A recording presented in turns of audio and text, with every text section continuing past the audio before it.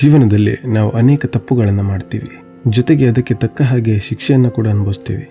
ಆದರೆ ಕೆಲವೊಮ್ಮೆ ನಾವು ಮಾಡದಿರೋ ತಪ್ಪಿಗೆ ಕೂಡ ನಾವು ಶಿಕ್ಷೆಯನ್ನು ಅನುಭವಿಸ್ಬೇಕಾಗತ್ತೆ. ಅದೇ ರೀತಿ ಇಲ್ಲಿ ಒಬ್ಬ ವ್ಯಕ್ತಿ ತಾನು ಮಾಡದಿರೋ ತಪ್ಪಿಗೆ ಶಿಕ್ಷೆಯನ್ನು ಅನುಭವಿಸೋಕೆ ಒಂದು ಜೈಲಿಗೆ ಹೋಗ್ತಾನೆ. ಅಲ್ಲಿ ಆತನಿಗೆ ಯಾವೆಲ್ಲ ಸಂಕಷ್ಟಗಳು ಎದುರಾಗುತ್ತೆ ಮತ್ತೆ ಆತ ಅದರಿಂದ ಹೇಗೆ ಪಾರಾಗ್ತಾನೆ ಅನ್ನೋದೇ ಇವತ್ತಿನ ಕತೆ. ಸ್ನೇಹಿತರೆ, ವೆಲ್ಕಮ್ ಟು ಮೂವಿ ಸಮ್ಮರಿ. ಇವತ್ತು ನಾವು ಎಕ್ಸ್ಪ್ಲೇನ್ ಮಾಡ್ತಾ ಇರೋದು 1994ರಲ್ಲಿ ಬಿಡುಗಡೆಯಾದ ಒಂದು ಜೈಲ್ ಬ್ರೇಕ್ ಮೂವಿ ಶಾವ್ಶಾಂಕ್ ರಿಡೆಂಪ್ಷನ್. ಕಥೆಯ ಆರಂಭದಲ್ಲಿ ಆಂಡಿ ಅನ್ನೋ ಒಬ್ಬ ವ್ಯಕ್ತಿ ಒಂದು ಕಾರಲ್ಲಿ ಕುತ್ಕೊಂಡಿರೋದನ್ನ ನಾವು ನೋಡಬಹುದು. ಈತನನ್ನ ನೋಡಿದ್ರೆ ಈತ ಯಾವುದೋ ಒಂದು ದುಃಖದಲ್ಲಿ ಇದ್ದಾನೆ ಅಂತ ನಮ್ಗೆ ಗೊತ್ತಾಗುತ್ತೆ. ಮುಂದೆ ಈತ ಕಾರಿನ ಡ್ರೈವರ್ ಇಂದ ಒಂದು ಗನ್ ಮತ್ತೆ ಕೆಲವು ಬುಲೆಟ್ಸ್ ಗಳನ್ನ ಹೊರಗೆ ತೆಗಿತಾನೆ. ಅಲ್ಲಿಂದ ಸೀನ್ ನೇರವಾಗಿ ಕೋರ್ಟ್ ರೂಮಿಗೆ ಶಿಫ್ಟ್ ಆಗುತ್ತೆ. ಇಲ್ಲಿ ಆಂಡಿ ಅಪರಾಧಿಯ ಜಾಗದಲ್ಲಿ ನಿಂತ್ಕೊಂಡಿರ್ತಾನೆ. ಮತ್ತೆ ಜಡ್ಜ್ ಆತನಿಗೆ ತನ್ನ ಪತ್ನಿ ಹಾಗೂ ಆಕೆಯ ಪ್ರಿಯಕರನನ್ನ ಕೊಂದ ಆರೋಪದ ಮೇಲೆ 2 ಜೀವಾವಧಿ ಶಿಕ್ಷೆಯನ್ನು ವಿಧಿಸಿ ಶಾವ್ಶಾಂಕ್ ರಿಡೆಂಪ್ಷನ್ ಅನ್ನೋ ಒಂದು ಜೈಲಿಗೆ ಕಳಿಸುತ್ತೆ. ಮುಂದೆ ಜೈಲಲ್ಲಿ ರೆಡ್ ಅನ್ನೋ ಕೈದಿ ತನ್ನ ಕೆಲವರು ಸ್ನೇಹಿತರೊಂದಿಗೆ ಇರೋದನ್ನ ನಾವು ನೋಡಬಹುದು. ಈ ಜೈಲು ಹೊರಗಡೆಯಿಂದ ನೋಡೋಕೆ ಒಂದು ರೀತಿಯ ಅರಮನೆಯ ಹಾಗೆ ಕಾಣ್ತಾ ಇತ್ತು. ಜೊತೆಗೆ ಇಲ್ಲಿಯವರೆಗೂ ಈ ಜೈಲಿಂದ ಯಾರು ಕೂಡ ತಪ್ಪಿಸ್ಕೊಂಡು ಹೋಗೋಕೆ ಸಾಧ್ಯ ಆಗಿರಲಿಲ್ಲ. ಮುಂದೆ ಕೆಲವರು ಖೈದಿಗಳನ್ನ ಒಂದು ಬಸ್ಸಲ್ಲಿ ಈ ಜೈಲಿನ ಒಳಗಡೆ ಕರೆತರಲಾಗುತ್ತೆ. ಇವರಲ್ಲಿ ಆಂಡಿ ಕೂಡ ಒಬ್ಬ. ಜೈಲಿನ ಒಳಗೆ ಕರೆತಂದು ಖೈದಿಗಳನ್ನ ಒಂದು ಸಾಲಾಗಿ ನಿಲ್ಲಿಸಲಾಗುತ್ತೆ. ಆಗ ವಾರ್ಡನ್ ಅಲ್ಲಿಗೆ ಬಂದು ಈ ಜೈಲಿನ ನಿಯಮಗಳ ಬಗ್ಗೆ ಮಾತಾಡ್ತಾನೆ. ವಾರ್ಡನ್ನ ಮಾತುಗಳಿಂದ ಈತ ಒಬ್ಬ ಧಾರ್ಮಿಕ ವ್ಯಕ್ತಿ ಮತ್ತೆ ಶಿಸ್ತಿಗೆ ಬಹಳ ಪ್ರಾಮುಖ್ಯತೆ ಕೊಡ್ತಾನೆ ಅನ್ನೋದು ನಮ್ಗೆ ಗೊತ್ತಾಗುತ್ತೆ. ಮುಂದೆ ಖೈದಿಗಳಿಗೆ ಯೂನಿಫಾರ್ಮ್ ಕೊಟ್ಟು ಅವರವರ ಸೆಲ್ಲಿಗೆ ಕಳಿಸಲಾಗುತ್ತೆ. ಆಂಡಿ ಕೂಡ ಇಲ್ಲಿ ತನ್ನ ಯೂನಿಫಾರ್ಮ್ ಅನ್ನು ತಕೊಂಡು ಸೆಲ್ ಕಡೆಗೆ ನಡೀತಾನೆ. ರಾತ್ರಿ ಸೆಲ್ಲಲ್ಲಿ ಒಬ್ಬ ಹೊಸ ಖೈದಿ ಜೋರಾಗಿ ಅಳ್ತಾ ಗಲಾಟೆ ಮಾಡ್ತಾ ಇರ್ತಾನೆ. ಇದರಿಂದ ಅಲ್ಲಿ ಉಳಿದ ಖೈದಿಗಳು ಕೂಡ ಗಲಾಟೆ ಮಾಡೋಕೆ ಆರಂಭ ಮಾಡ್ತಾರೆ. ಆಗ ಗಾರ್ಡ್ಗಳು ಅಲ್ಲಿಗೆ ಬಂದು ಅಳ್ತಾ ಇದ್ದ ಆ ಖೈದಿನ ಸೆಲ್ಲಿನಿಂದ ಹೊರಗಡೆ ಎಳ್ಕೊಂಡ್ಬಂದು ಸರಿಯಾಗಿ ಹೊಡಿತಾರೆ. ಇದರ ನಂತರ ಆ ಸೆಲ್ಲಲ್ಲಿ ಸಂಪೂರ್ಣವಾಗಿ ಮೌನ ಆವರಿಸುತ್ತೆ. ಮಾರನೇ ದಿನ ಸೆಲ್ಲಿನ ಬಾಗಿಲುಗಳು ತೆರೆಯುತ್ತೆ ಮತ್ತೆ ಖೈದಿಗಳನ್ನ ಇಲ್ಲಿಂದ ಬ್ರೇಕ್ಫಾಸ್ಟ್ ಮಾಡೋಕೆ ಕಳಿಸಲಾಗುತ್ತೆ. ಇಲ್ಲಿ ರೆಡ್ ಮತ್ತೆ ಆತನ ಸಂಗಡಿಗರು ಕೂತ್ಕೊಂಡು ಮಾತಾಡ್ತಿರೋದನ್ನ ನಾವು ನೋಡಬಹುದು. ನಂತರ ಶವರಲ್ಲಿ 2 ಖೈದಿಗಳು ಬಂದು ಆಂಡಿಯ ಜೊತೆ ಸ್ನೇಹ ಬೆಳೆಸೋ ಉದ್ದೇಶದಿಂದ ಮಾತಾಡೋಕೆ ಬರ್ತಾರೆ. ಅದು ಯಾವ ರೀತಿಯ ಸ್ನೇಹ ಅಂತ ನಿಮ್ಗೆ ಈಗಾಗಲೇ ಗೊತ್ತಾಗಿರ್ಬೋದು. ಆಂಡಿ ಅವರ ಮಾತಿಗೆ ಕಿವಿ ಕೊಡದೆ ಅಲ್ಲಿಂದ ಹೊರಟೋಗ್ತಾನೆ. ಮುಂದೆ ನಮಗೆ ಗ್ರೌಂಡ್ನ ಸೀನನ್ನ ತೋರಿಸಲಾಗುತ್ತೆ. ಗ್ರೌಂಡ್ ಅಲ್ಲಿ ಆಂಡಿ ರೆಡ್ ಹತ್ರ ಬಂದು ತನ್ನ ಪರಿಚಯ ಮಾಡ್ಕೊಳ್ತಾನೆ. ಮತ್ತೆ ಶಿಲ್ಪಕಲೆಯಲ್ಲಿ ಬಳಸೋ ಒಂದು ಸಣ್ಣ ಸುತ್ತಿಗೆಯನ್ನ ಹೊರಗಿಂದ ತರಿಸ್ಕೊಡೋಕೆ ಕೇಳ್ತಾನೆ. ಇದಕ್ಕೆ ರೆಡ್ ಕೂಡ ಒಪ್ತಾನೆ. ಮುಂದೆ ಗಾರ್ಡ್ಗಳ ಕಣ್ಣನ್ನ ತಪ್ಪಿಸಿ ಖೈದಿಗಳು ರೆಡ್ಗೆ ಆ ಸುತ್ತಿಗೆಯನ್ನ ತಂದು ಕೊಡ್ತಾರೆ. ಬದಲಿಗೆ ರೆಡ್ ಅವರಿಗೆ 2 ಪ್ಯಾಕ್ ಸಿಗರೇಟ್ ಅನ್ನು ಕೊಡ್ತಾನೆ. ನಂತರ ರೆಡ್ ಲೈಬ್ರರಿಯನ್ ಬ್ರಾಕ್ಸ್ ಮುಖಾಂತರ ಆಂಡಿಗೆ ಅದನ್ನ ತಲುಪಿಸ್ತಾನೆ. ನೆಕ್ಸ್ಟ್ ಸೀನ್ ಅಲ್ಲಿ ಆಂಡಿ ಸ್ಟೋರ್ ರೂಮ್ ಅಲ್ಲಿ ಇರೋದನ್ನ ನಾವು ನೋಡಬಹುದು. ಆಗ ಅಲ್ಲಿಗೆ 3 ಗಳು ಬಂದು ಆತನನ್ನ ಸಿಕ್ಕಾಪಟ್ಟೆ ಹೊಡೆದು ಆತನ ಮೇಲೆ ಅತ್ಯಾಚಾರ ಮಾಡ್ತಾರೆ. ಇದೇ ರೀತಿ ಅತ್ಯಾಚಾರ ಆಂಡಿಯ ಮೇಲೆ ಹೀಗೆ ಬಹಳ ಕಾಲ ನಡೆಯುತ್ತೆ. ಆದ್ರೆ ಆಂಡಿ ಮಾತ್ರ ಇದ್ರ ಬಗ್ಗೆ ಯಾವತ್ತೂ ಕೂಡ ಯಾರ ಥರನೂ ಕಂಪ್ಲೇಂಟ್ ಮಾಡಲ್ಲ. ಬರ್ತಾ ಬರ್ತಾ ಆಂಡಿ ಬೇರೆ ಖೈದಿಗಳ ಜೊತೆ ಮಾತಾಡೋದನ್ನ ಕೂಡ ನಿಲ್ಲಿಸ್ಬಿಡ್ತಾನೆ. ಆತನ ಮುಖದಲ್ಲಿ ಯಾವಾಗಲೂ ಕೂಡ ಒಂದು ರೀತಿಯ ಸ್ಮಶಾನ ಮೌನ ಆವರಿಸಿರ್ತಾ ಇತ್ತು.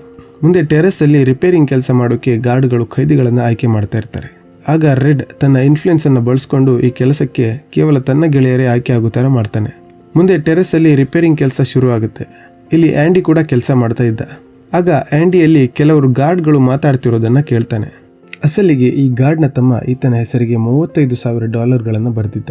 ಆದರೆ ಅದರಲ್ಲಿ ಒಂದು ದೊಡ್ಡ ಮೊತ್ತ ಟ್ಯಾಕ್ಸ್ನ ರೂಪದಲ್ಲಿ ಸರ್ಕಾರಕ್ಕೆ ಕೊಡಬೇಕಿತ್ತು. ಇದೇ ವಿಚಾರದ ಬಗ್ಗೆ ಆ ಗಾರ್ಡ್ ಅಲ್ಲಿ ಮಾತಾಡ್ತಾ ಇದ್ದ. ಇದನ್ನ ಕೇಳಿ ಆಂಡಿ ಅಲ್ಲಿಗೆ ಹೋಗಿ ನಿಮ್ಗೆ ನಿಮ್ಮ ಹೆಂಡತಿಯ ಮೇಲೆ ನಂಬಿಕೆ ಇದೆಯಾ ಅಂತ ಕೇಳ್ತಾನೆ. ಇದರಿಂದ ಸಿಟ್ಟಾಗಿ ಆ ಗಾರ್ಡ್ ಆಂಡಿಯ ಕಾಲರ್ ಪಟ್ಟಿಯನ್ನ ಹಿಡ್ಕೊಂಡು ಟೆರೆಸ್ನ ತುದಿಗೆ ಎಳ್ಕೊಂಡು ಹೋಗ್ತಾನೆ. ಆಗ ಆಂಡಿ ಹೇಳ್ತಾನೆ, ಸರ್ಕಾರದ ನಿಯಮಗಳ ಪ್ರಕಾರ ಒಬ್ಬ ವ್ಯಕ್ತಿ ಆತನ ಪತ್ನಿಗೆ ಒಟ್ಟಾರೆ $60,000 ಗಿಫ್ಟ್ ಅನ್ನ ಕೊಡಬಹುದು. ಮತ್ತೆ ಅದರ ಮೇಲೆ ಯಾವುದೇ ರೀತಿಯ ಒಂದು ಟ್ಯಾಕ್ಸ್ ಅನ್ನ ಕಟ್ಟಬೇಕಾಗಿಲ್ಲ. ಈ ಕೆಲಸವನ್ನ ಮಾಡೋಕೆ ನಿಮಗೆ ಒಬ್ಬ ಲಾಯರ್ ಅವಶ್ಯಕತೆ ಇದೆ. ಆದರೆ ನಾನು ಇದನ್ನ ಫ್ರೀಯಾಗಿ ಮಾಡ್ಕೊಡ್ತೀನಿ. ಇದರ ಬದಲಾಗಿ ನಮ್ಮ ಗ್ರೂಪ್ ಅವರಿಗೆ 3 ಬಿಯರ್ ಅನ್ನು ಕೊಡಬೇಕು ಅಂತ ಕೇಳ್ತಾನೆ. ಮುಂದಿನ ಸೀನಲ್ಲಿ ಟೆರೆಸ್ ಅಲ್ಲಿ ಕೆಲಸ ಮಾಡೋ ಖೈದಿಗಳು ಬಿಯರ್ ಕುಡಿತಾ ಇರೋದನ್ನ ನಾವು ನೋಡಬಹುದು. ಅಂದ್ರೆ ಇಲ್ಲಿ ಆಂಡಿ ಗಾರ್ಡ್ನ ಕೆಲಸ ಮಾಡಿ ಕೊಟ್ಟಿದ್ದ. ಇದರಿಂದ ಗಾರ್ಡ್ಗಳು ಕೂಡ ಇಂಪ್ರೆಸ್ ಆಗ್ತಾರೆ. ಜೊತೆಗೆ ಆಂಡಿ ರೆಡ್ನ ಗ್ಯಾಂಗ್ ಅವರಿಗೂ ಕೂಡ ಹತ್ತಿರ ಆಗ್ತಾನೆ. ಆಗ ಮೊದಲ ಬಾರಿ ಆಂಡಿಯ ಮುಖದಲ್ಲಿ ಒಂದು ಸಣ್ಣ ನಗು ಇರೋದನ್ನ ನಾವು ನೋಡಬಹುದು. ಮುಂದೆ ಆಂಡಿನ ನಾವು ಸೆಲ್ಲಲ್ಲಿ ನೋಡ್ತೀವಿ. ಆಗ ಆಂಡಿ ಒಂದು ಸಣ್ಣ ಕಲ್ಲನ್ನು ಬಳಸಿ ಅದರಿಂದ ಶಿಲ್ಪಕಲೆಯನ್ನ ಮಾಡ್ತಾ ಇದ್ದ. ಇದರಲ್ಲಿ ಆಂಡಿಗೆ ಬಹಳ ಆಸಕ್ತಿ ಇತ್ತು. ಅಷ್ಟರಲ್ಲೇ ಆಂಡಿ ಗೋಡೆಯ ಮೇಲೆ ಹಳೆ ಖೈದಿಗಳು ಬರೆದಿದ್ದ ತಮ್ಮ ಹೆಸರನ್ನ ನೋಡ್ತಾನೆ. ಅದರ ಪಕ್ಕದಲ್ಲೇ ಆಂಡಿ ತನ್ನ ಹೆಸರನ್ನು ಕೂಡ ಬರೆಯೋಕೆ ಶುರು ಮಾಡ್ತಾನೆ. ಮುಂದೆ ಆಂಡಿ ಮತ್ತೆ ರೆಡ್ ಸಿನಿಮಾ ನೋಡ್ಬೇಕಾದ್ರೆ ಆಂಡಿ ರೆಡ್ ಹತ್ರ ಆ ಸಿನಿಮಾದಲ್ಲಿ ಬರ್ತಾ ಇದ್ದ ನಾಯಕಿಯ ಒಂದು ದೊಡ್ಡ ಪೋಸ್ಟರ್ ಬೇಕು ಅಂತ ಕೇಳ್ತಾನೆ. ಅದಕ್ಕೆ ರೆಡ್ ತರಿಸಬಹುದು, ಆದ್ರೆ ಇದಕ್ಕೆ ಸ್ವಲ್ಪ ಟೈಮ್ ಬೇಕು ಅಂತ ಕೇಳ್ತಾನೆ. ಇದಕ್ಕೆ ಆಂಡಿ ಸರಿ ಅಂತ ಒಪ್ಕೊಂಡು ಅಲ್ಲಿಂದ ಹೊರಗೋಗ್ತಾನೆ. ಅಷ್ಟರಲ್ಲೇ ಆ 3 ಜನ ಮತ್ತೆ ಬಂದು ಆಂಡಿನ ಹಿಡ್ಕೊಂಡು ಪ್ರೊಜೆಕ್ಟ್ ರೂಮಿಗೆ ಎಳ್ಕೊಂಡು ಹೋಗ್ತಾರೆ. ಆದರೆ ಈ ಸಲ ಆಂಡಿ ಅಲ್ಲಿದ್ದ ಒಂದು ರೀಲ್ನ ತೆಗೆದು ಅವರ ಮೇಲೆ ಹಲ್ಲೆ ಮಾಡ್ತಾನೆ. ಆದರೆ ಕೊನೆಗೂ ಆ 3 ಜನ ಆಂಡಿನ ಹಿಡಿದು ಕೆಳಗೆ ಹಾಕಿ ಹೊಡೆಯೋಕೆ ಶುರು ಮಾಡ್ತಾರೆ. ಇದರ ನಂತರ ಆ 3 ಜನರ ಲೀಡರ್ ಅನ್ನ ಸಾಲಿಟರಿ ಸೆಲ್ಗೆ ಹಾಕಲಾಗುತ್ತೆ. ಸ್ವಲ್ಪ ದಿನ ಆದ್ಮೇಲೆ ಅಲ್ಲಿಗೆ ಒಬ್ಬ ಗಾರ್ಡ್ ಬಂದು ಆತನನ್ನ ಅಲ್ಲಿಂದ ನಾರ್ಮಲ್ ಸೆಲ್ಗೆ ಕರ್ಕೊಂಡು ಹೋಗ್ತಾನೆ. ಇತ್ತ ನಾರ್ಮಲ್ ಸೆಲ್ ಅಲ್ಲಿ ಒಬ್ಬ ಗಾರ್ಡ್ ಮೊದಲೇ ಇರ್ತಾನೆ. ಇದೇ ಗಾರ್ಡ್ಗೆ ಆಂಡಿ ತನ್ನ ಟ್ಯಾಕ್ಸ್ ಹಣವನ್ನ ಉಳಿಸಿಕೊಡೋಕೆ ಸಹಾಯ ಮಾಡಿದ್ದ. ಮುಂದೆ ಈ ಗಾರ್ಡ್ ಆತನನ್ನ ಹೊಡೆಯೋಕೆ ಶುರು ಮಾಡ್ತಾನೆ. ಕೊಟ್ಟ ಏಟಿಗೆ ಆ ಖೈದಿ ಸಂಪೂರ್ಣವಾಗಿ ಅಂಗವಿಕಲ ಆಗ್ತಾನೆ. ಇದರ ನಂತರ ಯಾರು ಕೂಡ ಜೈಲಲ್ಲಿ ಆಂಡಿಯನ್ನ ಮುಟ್ಟೋ ಬಗ್ಗೆ ಯೋಚನೆ ಕೂಡ ಮಾಡೋಕೆ ಹೆದರ್ತಾ ಇದ್ರು. ಮುಂದೆ ಆಂಡಿ ತನ್ನ ಸೆಲ್ಗೆ ಬರ್ತಾನೆ. ಆಗ ಅವನಿಗೆ ಅಲ್ಲಿ ಇಟ್ಟಿರೋ ಒಂದು ಪೋಸ್ಟರ್ ಸಿಗುತ್ತೆ. ಹೀಗೆ ಒಂದಿನ ವಾರ್ಡನ್ ಗಾರ್ಡ್ಗಳ ಜೊತೆಯಲ್ಲಿ ಸೆಲ್ನ ಚೆಕ್ ಮಾಡೋಕೆ ಬರ್ತಾನೆ. ಗಾರ್ಡ್ಸ್ಗಳು ಬಂದು ಆಂಡಿಯ ಸೆಲ್ಲನ್ನು ಚೆಕ್ ಮಾಡ್ತಾರೆ. ಅವರು ಅಲ್ಲಿಂದ ಹೊರಗೋದ್ಮೇಲೆ ವಾರ್ಡನ್ ಒಳಗೆ ಹೋಗಿ ಆಂಡಿಯ ಜೊತೆ ಮಾತಾಡ್ತಾನೆ. ಅಷ್ಟರಲ್ಲೇ ಗೋಡೆ ಮೇಲೆ ಆಂಡಿ ಅಂಟಿಸಿರೋ ಒಂದು ಪೋಸ್ಟರ್ನ ನೋಡಿ ಇದಕ್ಕೆ ಪರ್ಮಿಷನ್ ಇಲ್ಲ, ಆದರೆ ನಾನು ನಿನಗೆ ಪರ್ಮಿಷನ್ ಕೊಡ್ತೀನಿ ಅಂತ ಹೇಳ್ತಾನೆ. ಅಸಲಿಗೆ ಆಂಡಿ ಗಾರ್ಡ್ನ ಟ್ಯಾಕ್ಸ್ ಹಣ ಉಳಿಸಿರೋದು ಈ ವಾರ್ಡನ್ಗೆ ಗೊತ್ತಾಗಿರುತ್ತೆ. ಈ ವಾರ್ಡನ್ ಕೂಡ ಆಂಡಿ ಹತ್ರ ತನ್ನ IT ರಿಟರ್ನ್ ಮಾಡೋ ಬಗ್ಗೆ ಯೋಚನೆ ಮಾಡ್ತಾ ಇದ್ದ. ಮತ್ತೆ ಇದೇ ಕಾರಣಕ್ಕೆ ವಾರ್ಡನ್ ಆಂಡಿ ಜೊತೆ ಸ್ವಲ್ಪ ಚೆನ್ನಾಗಿ ನಡ್ಕೊಳ್ತಾ ಇದ್ದ. ಮುಂದೆ ಆಂಡಿ ಹತ್ರ ಇದ್ದ ಬೈಬಲ್ನ ವಾರ್ಡನ್ ತಗೊಳ್ತಾನೆ. ಕತೆ ಆರಂಭದಲ್ಲಿ ರೆಡ್ ತಂದು ಕೊಟ್ಟಿದ್ದ ಒಂದು ಸಣ್ಣ ಸುತ್ತಿಗೆಯನ್ನ ಆಂಡಿ ಇದರಲ್ಲೇ ಇಟ್ಟಿದ್ದ. ಆದರೆ ವಾರ್ಡನ್ಗೆ ಇದ್ರ ಬಗ್ಗೆ ಏನೂ ಗೊತ್ತಾಗಲ್ಲ. ಬೈಬಲ್ನ ವಾಪಸ್ ಆಂಡಿಗೆ ಕೊಟ್ಟು ವಾರ್ಡನ್ ಅಲ್ಲಿಂದ ಹೊರಟೋಗ್ತಾನೆ. ಮುಂದೆ ಆಂಡಿನ ವಾರ್ಡನ್ ಆಫೀಸಿಗೆ ಕರೆಸಲಾಗುತ್ತೆ. ಅಲ್ಲಿ ವಾರ್ಡನ್ ಆಂಡಿಗೆ ಲೈಬ್ರರಿಯಲ್ಲಿ ಒಂದು ಜಾಬ್ ಆಫರ್ ಕೊಡ್ತಾನೆ. ಆಂಡಿ ಕೂಡ ಇದಕ್ಕೆ ಖುಷಿಯಿಂದ ಒಪ್ಕೊಳ್ತಾನೆ. ಮುಂದೆ ಆಂಡಿ ಲೈಬ್ರರಿಗೆ ಹೋಗಿ ಅಲ್ಲಿದ್ದ ಬ್ರಾಕ್ಸ್ ಅನ್ನೋ ಒಬ್ಬ ಲೈಬ್ರರಿಯನ್ನ ಭೇಟಿ ಮಾಡ್ತಾನೆ. ಇವರ ಮಾತುಕತೆ ನಡೀತಾ ಇತ್ತು. ಅಷ್ಟರಲ್ಲಿ ಅಲ್ಲಿಗೆ ಒಬ್ಬ ಗಾರ್ಡ್ ಬರ್ತಾನೆ. ಮತ್ತೆ ತನ್ನ ಮಗನ ಹೈಯರ್ ಎಜುಕೇಶನ್ಗೋಸ್ಕರ ಇನ್ವೆಸ್ಟ್ಮೆಂಟ್ ಮಾಡೋಕೆ ಆಂಡಿ ಹತ್ರ ಸಲಹೆ ಕೇಳ್ತಾನೆ. ದಿನ ಕಳೆದ ಹಾಗೂ ಈ ರೀತಿ ಆಂಡಿ ಹತ್ರ ಸಲಹೆ ಕೇಳ್ಕೊಂಡು ಬರೋರ ಸಂಖ್ಯೆ ಜಾಸ್ತಿ ಆಗುತ್ತೆ. ಜೊತೆಯಲ್ಲಿ ಆಂಡಿ ವಾರ್ಡನ್ ಮತ್ತೆ ಕೆಲವು ಗಾರ್ಡ್ಗಳ IT ರಿಟರ್ನ್ ಕೂಡ ಫೈಲ್ ಮಾಡಿ ಕೊಡ್ತಾ ಇದ್ದ. ಇದರಿಂದ ಆಂಡಿಗೆ ಅಲ್ಲಿ ಕೆಲಸ ಜಾಸ್ತಿ ಆಗುತ್ತೆ. ಮತ್ತೆ ಇದೇ ಕಾರಣಕ್ಕೆ ರೆಡ್ ಅನ್ನ ಆಂಡಿ ಅಸಿಸ್ಟೆಂಟ್ ಆಗಿ ಅಪಾಯಿಂಟ್ ಮಾಡ್ಕೊಳ್ತಾನೆ. ಇಷ್ಟೇ ಅಲ್ಲ, ಇದ್ರ ಜೊತೆಗೆ ಆಂಡಿ ಜೈಲಿನ ಲೈಬ್ರರಿಗೆ ಪುಸ್ತಕಗಳನ್ನು ತರೋಕೆ ಫಂಡ್ ಕೇಳಿ ಸರ್ಕಾರಕ್ಕೆ ಲೆಟರ್ ಕೂಡ ಬರೀತಿದ್ದ. ಆದರೆ ತುಂಬಾ ಲೆಟರ್ಗಳನ್ನು ಕಳಿಸಿದ ಮೇಲೆ ಕೂಡ ಸರ್ಕಾರದಿಂದ ಯಾವುದೇ ಒಂದು ಪ್ರತಿಕ್ರಿಯೆ ಬರಲಿಲ್ಲ. ಮುಂದೆ ಬ್ರೋಕ್ಸ್ ಒಬ್ಬ ಕೈದಿಯ ಕತ್ತಲ್ಲಿ ಚಾಕು ಇಟ್ಟು ಆತನನ್ನ ಕೊಲ್ಲೋಕೆ ನೋಡ್ತಾ ಇದ್ದ. ಅಸಲಿಗೆ ಸದ್ಯದಲ್ಲೇ ಬ್ರೋಕ್ಸ್ನ ಬಿಡುಗಡೆ ಆಗೋದ್ರಲ್ಲಿತ್ತು. ಆದರೆ ಬ್ರೋಕ್ಸ್ಗೆ ಈ ಜೈಲಿಂದ ಹೊರಗಿನ ಪ್ರಪಂಚ ಹೇಗಿದೆ ಅನ್ನೋದು ಕೂಡ ಗೊತ್ತಿಲ್ಲ. ಯಾಕಂದ್ರೆ ಬ್ರೋಕ್ಸ್ ಕಳೆದ 50 ವರ್ಷಗಳಿಂದ ಈ ಜೈಲಿನ ಒಳಗೆ ಇದ್ದ.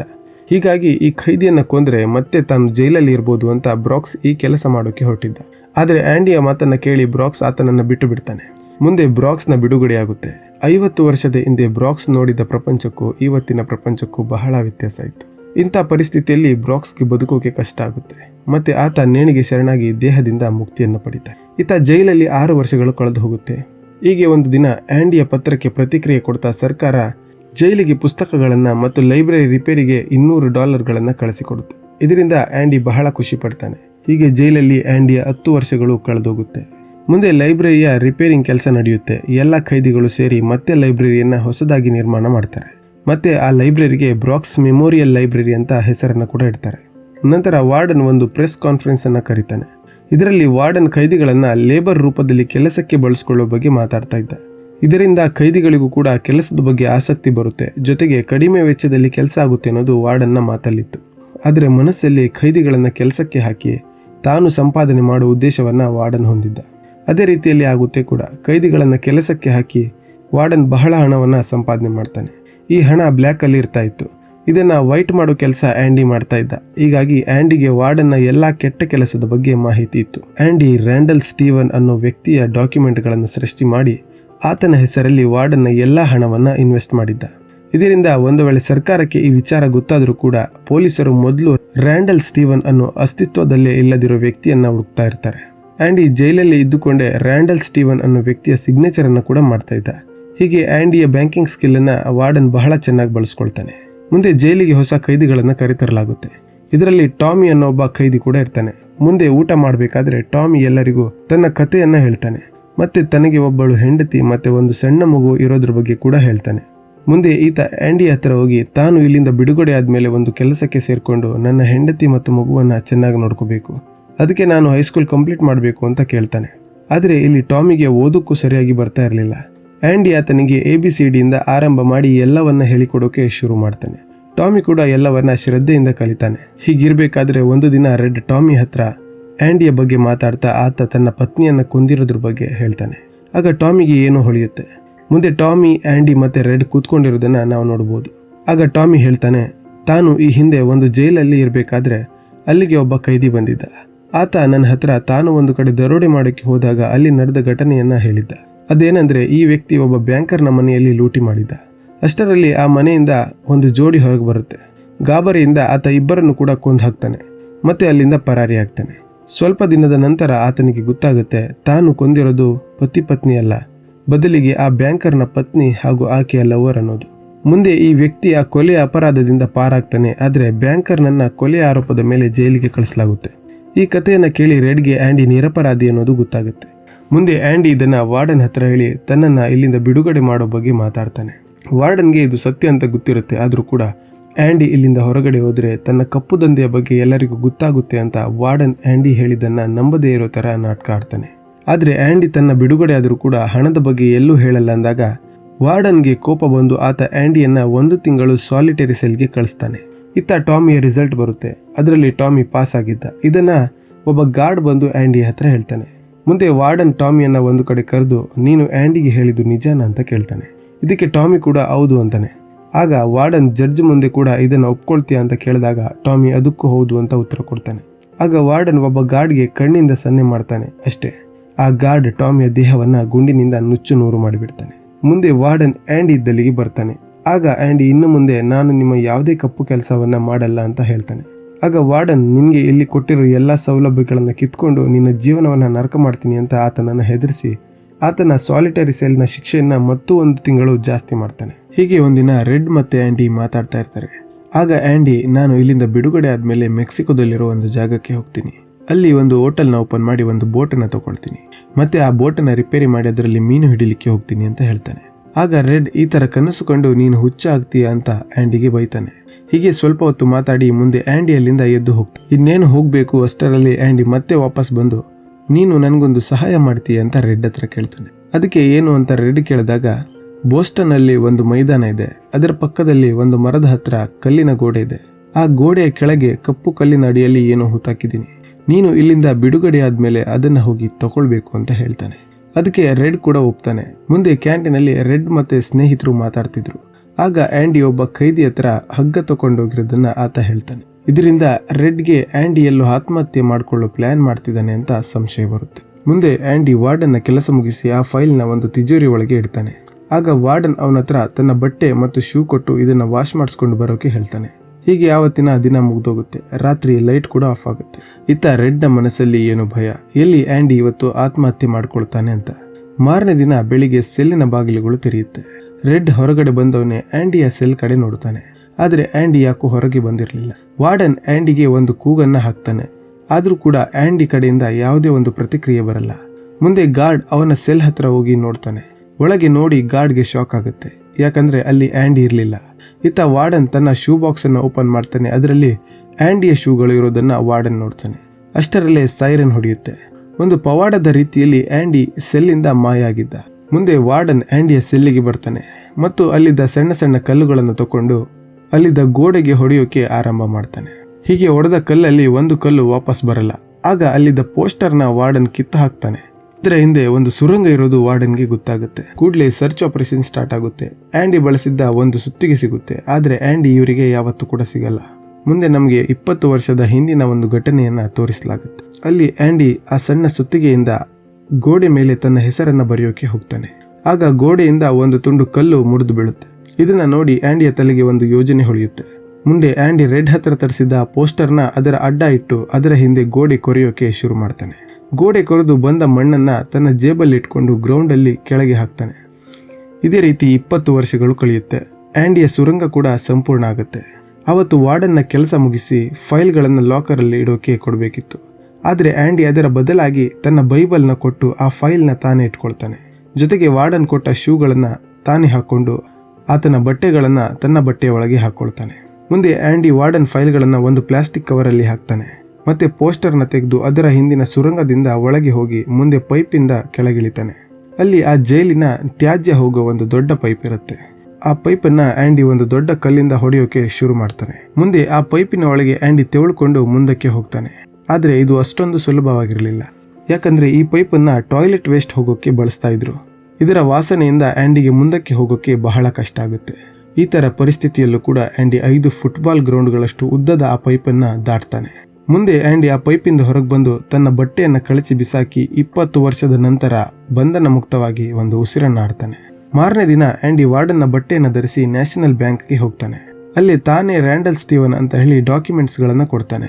ಈ ರ್ಯಾಂಡಲ್ ಸ್ಟೀವನ್ ಯಾರು ಅನ್ಕೊಂಡ್ರ? ವಾರ್ಡನ್ ತನ್ನ ಕಪ್ಪು ಹಣವನ್ನ ಬಚ್ಚಿಡೋಕೆ ಒಂದು ಐಡೆಂಟಿಟಿಯನ್ನ ಸೃಷ್ಟಿ ಮಾಡಿದ್ನಲ್ಲ, ಆ ಐಡೆಂಟಿಟಿನೇ ಈ ರ್ಯಾಂಡಲ್ ಸ್ಟೀವನ್. ಮುಂದೆ ಆಂಡಿ ಅಲ್ಲಿಂದ ಒಂದು ಚೆಕ್ ತಕೊಂಡು ಒಂದು ಪಾರ್ಸಲ್ನ ಅವರ ಹತ್ರ ಕೊಟ್ಟು ಇದನ್ನ ಕೊರಿಯರ್ ಮಾಡೋಕೆ ಹೇಳಿ ಅಲ್ಲಿಂದ ಹೊರಡ್ತಾನೆ. ಇಲ್ಲಿ ಒಟ್ಟಾರೆ $3,70,000 ಆಂಡಿ ಪಡೆದಿದ್ದ.